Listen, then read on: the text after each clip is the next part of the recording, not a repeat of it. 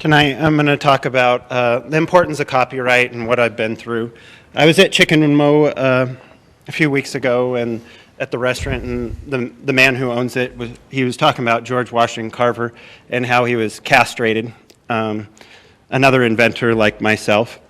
And I'd like to tell you a story. The girl in the satellite that went to school with me told me about a kid that was in school. She was over there and her father, he was cleaning a gun while she was a young child. He blew a hole through the roof, and she was never able to go over there again, but there was a Confederate flag in the house, and no one would, women weren't allowed in that room and such. And not too long ago, the kid talked about the social services industry and being like slavery, and called individuals like me the N-word, and put it all over Facebook.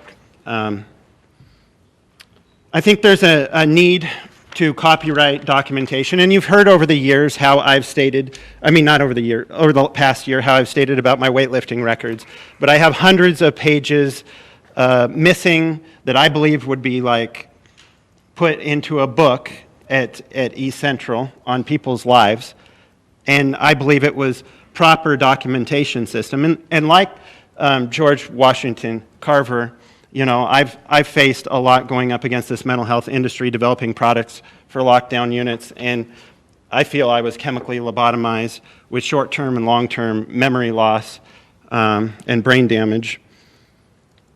And I believe I talked to Banner Bank today and about never working at Farmers and Merchants because of the 7-year retention laws, and the importance of going over how you would go over is to copyright documents. And I believe that all your employees and all employees of all businesses should have their work copyrighted by the business, and that information going into a county medical directive, whereas individuals can't be written up with delusions of things they've done in their past, and they can do things again, just like the work that I wrote for the city years ago, which the documentation showed that people could get through polio and still have kids, or they could get out of detainment camps, the Japanese detainment camps in Idaho, and getting through that and moving on with their lives. But I was upset about DeBro shaking my hand in the blind spot up there in the Chase Gallery, which is very small. It's as small as this little area here,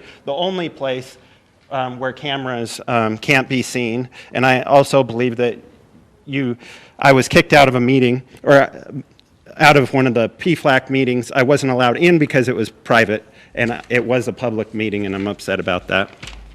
Keith Kelly.